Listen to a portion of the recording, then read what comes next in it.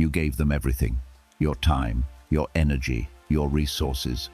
You stood in the gap for them when nobody else would. You lifted them up when they were on the ground. And yet, here you are, wondering why they turned away, why they spoke against you, why the hand you fed is now the hand that bites. We've been taught that kindness creates loyalty, that generosity builds debt, that if you give enough of yourself, people will eventually respect you. But the Stoics saw something different, something colder, something most people are too afraid to accept. Gratitude is not a guarantee, it's a gift. Every time you help someone, expecting something in return, you trade a piece of your integrity for a promise they never made. The appreciation feels good, the thanks feel like validation. But underneath, something rots: resentment, expectation.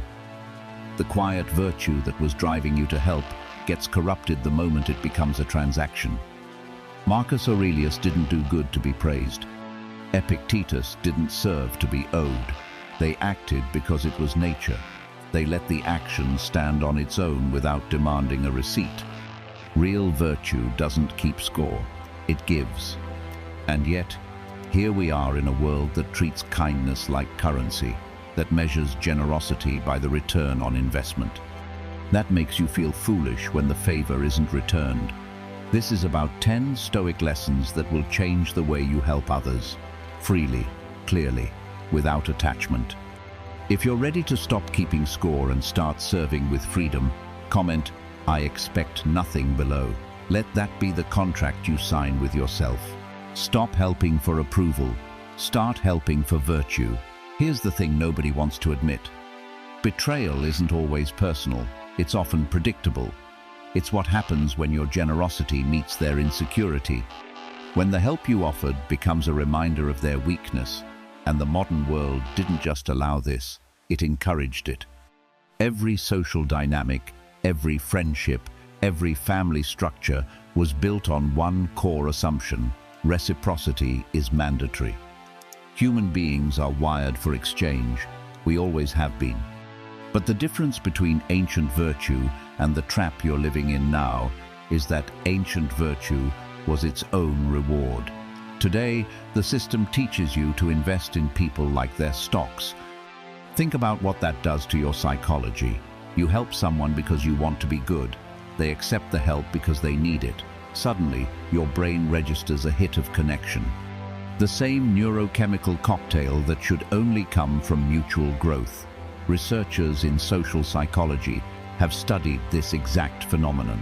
When you give with an attachment to the outcome, your brain enters a state of conditional reward.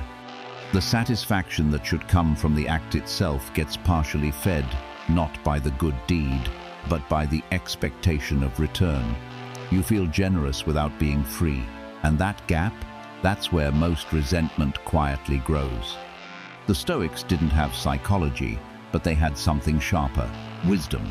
Seneca wrote extensively on benefits and ingratitude. He watched people destroy their peace trying to collect on debts that were never written. Epictetus spent years teaching that other people's actions are not up to us, and noticed that the most painful betrayals were rarely surprises. They were ignored realities. The truly wise moved differently. They helped because it was their nature, not because it was a strategy. They guarded their intent the way a gardener guards a seed. Because that's exactly what your kindness is, a seed.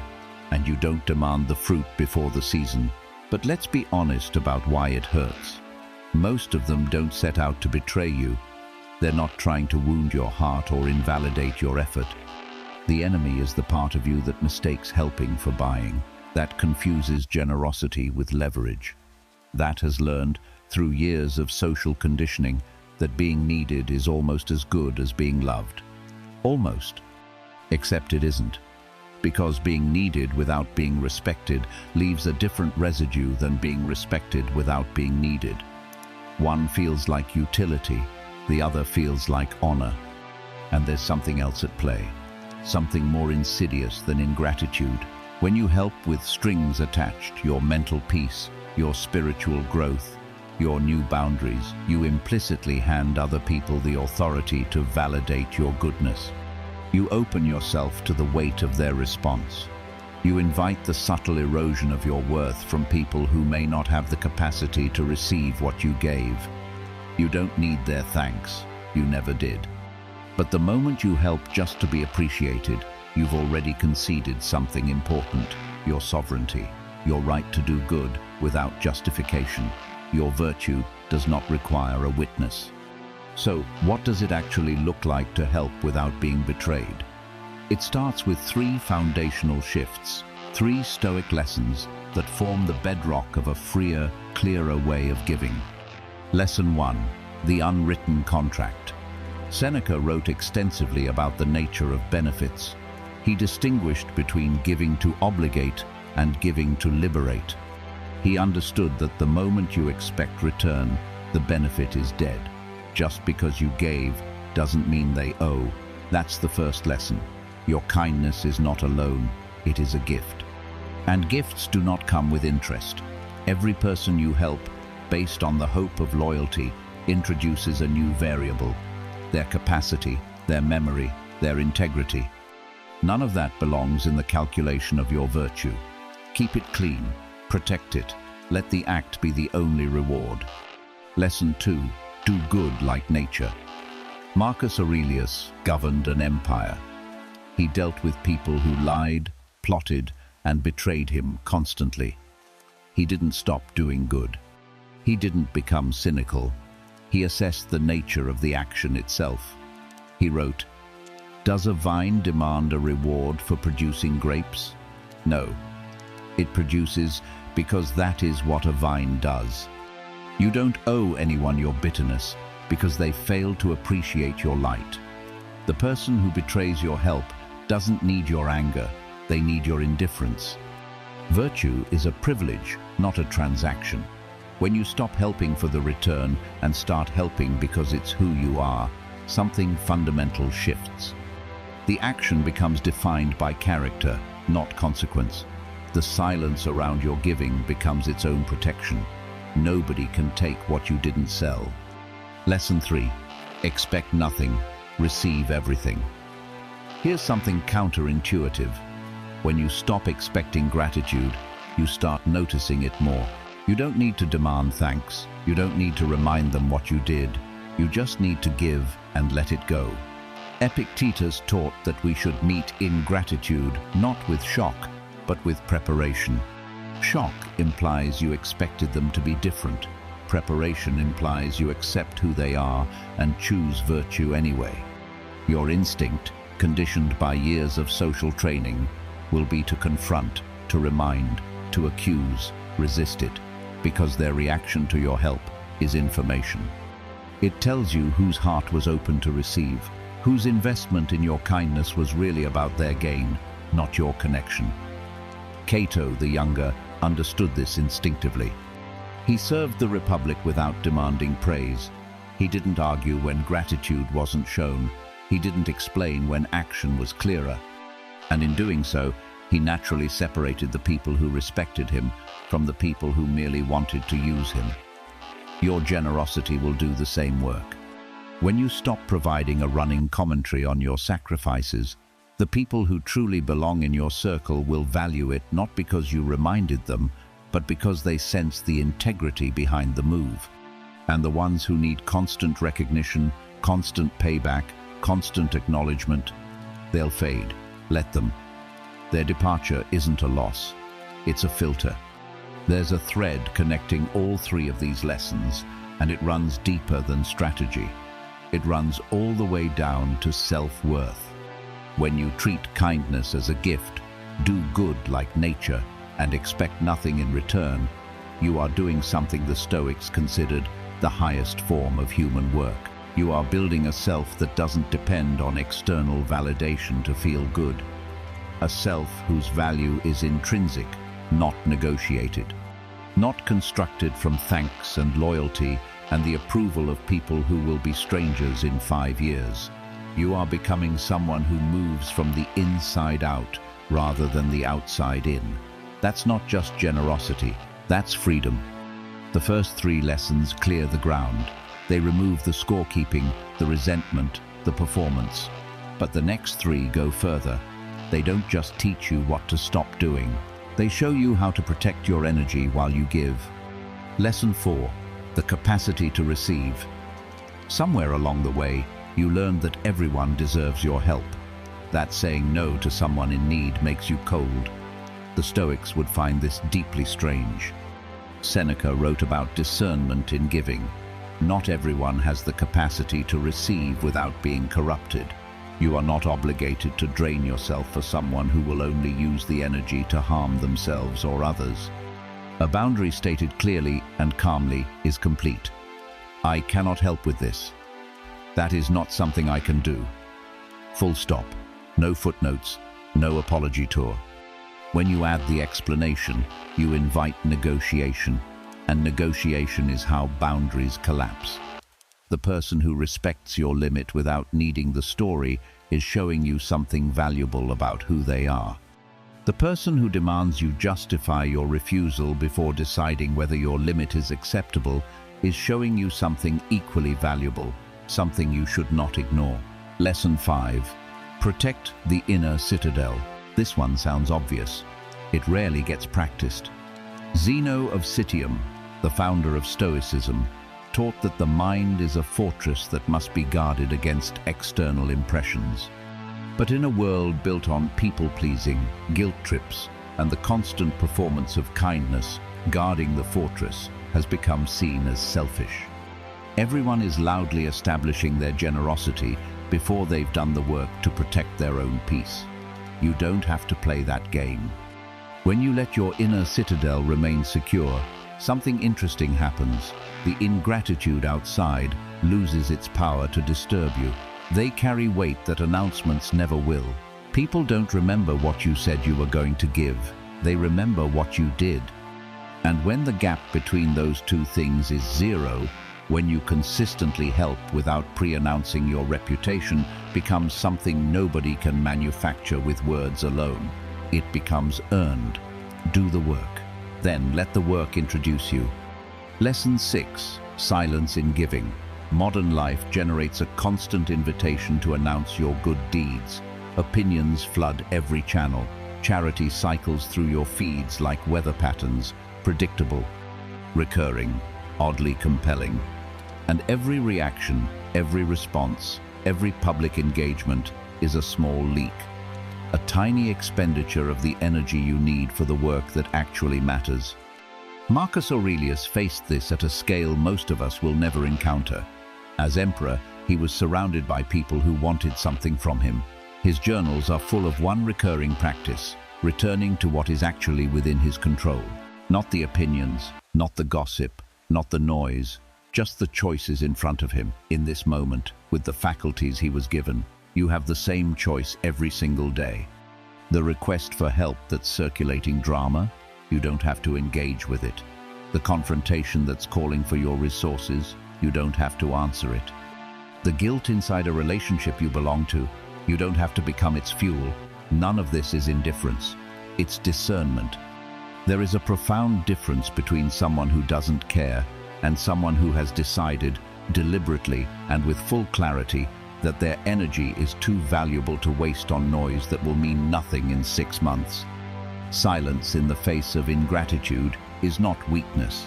It is, as Epictetus would say, the clearest possible demonstration that you understand the difference between what is yours to control and what was never yours to begin with.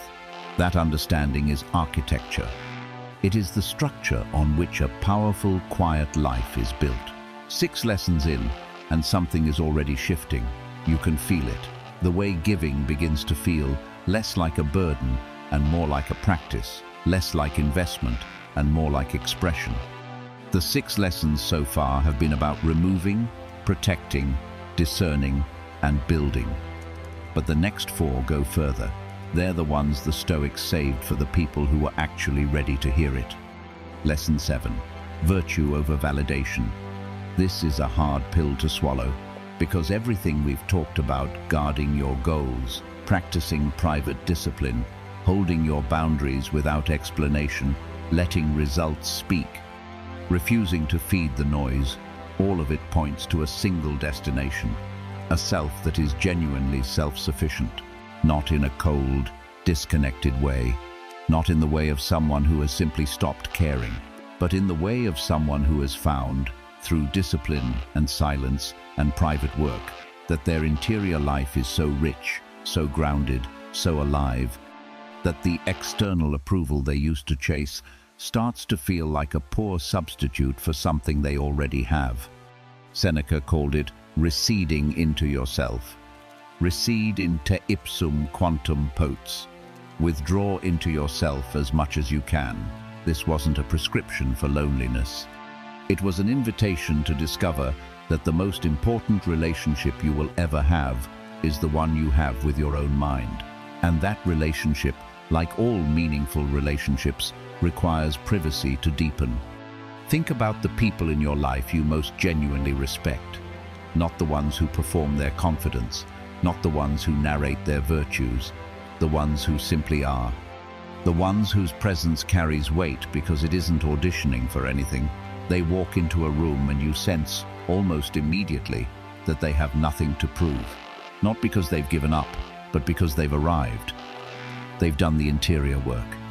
They've sat with themselves long enough, in enough silence, through enough private difficulty, that they no longer need the room to confirm who they are. That is where these lessons lead. It doesn't happen overnight. It doesn't come from reading one more article or watching one more video. It comes from practice, from choosing, again and again, the quiet move over the announced one. From sitting with the discomfort of being misunderstood rather than over-explaining, from letting your work accumulate in silence until it becomes undeniable, from honoring your own time as the irreplaceable resource Seneca knew it was, and refusing to spend it on noise that costs you more than it gives. And here's what nobody warns you about. When you actually start doing this, when you genuinely begin to move through your life more quietly and with more intention, the people around you will notice before you do. Not because you've become more impressive, because you've become more real. There's an authenticity that lives on the other side of performance. A quality that cannot be faked, cannot be manufactured, cannot be purchased with the right caption or the most carefully curated image. It is the authenticity of someone who no longer needs to convince you of anything, who has decided that their life is the argument, and the argument speaks for itself. This is what the Stoics understood, and what modern culture keeps forgetting. The most powerful version of you is not the one that the world sees most. It's the one that the world feels. You feel it in the person who keeps their word without reminding you they kept it. You feel it in the leader who acts before they speak. You feel it in the friend who shows up without announcing they showed up. Presence without performance. Integrity without advertisement. Strength without spectacle.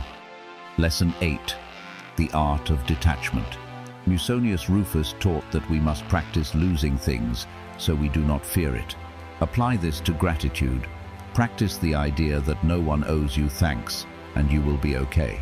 This isn't cynicism. It's preparation. When you stop clinging to the outcome, you stop suffering. Lesson 9. No explanation needed. You owe no one a thesis on why you helped or why you stopped. A boundary stated clearly is complete. Lesson 10. Helping as an act of self-definition. Sometimes the most powerful thing you can do is to help someone not because they deserve it, but because you are the kind of person who helps. And then walk away without looking for the reward. And the most powerful thing you can do for yourself is to know when to stop. So here's the invitation, not a challenge, not a prescription, an invitation. Choose one relationship, one connection, one obligation that you have been carrying, and start setting a boundary instead. Don't share it, don't post about it, don't use it as social currency. In your next conversation, just act. Quietly, consistently. Let it live in the private space where real things grow. And watch what happens. Not just to the relationship, but to you, to your focus, to your relationship with your own discipline, to the quality of your silence. Marcus Aurelius wrote to himself in private, for no audience. Confine yourself to the present, not to the announcement of the future, not to the performance of the past. The present work, the present choice, the present moment of becoming, that's where your power lives. Not in the explanation, not in the justification, not in the applause. In the quiet, consistent, private act of becoming someone who no longer needs any of those things. Stop explaining your life, build it instead. If this landed, if something in you recognized the truth of moving quietly and building without an audience, let me know in the comments. I move in silence. Subscribe to this channel and turn on notifications, because what we're building here, lesson by lesson, is a life that needs no explanation. Thank you for being here. Now go do the work.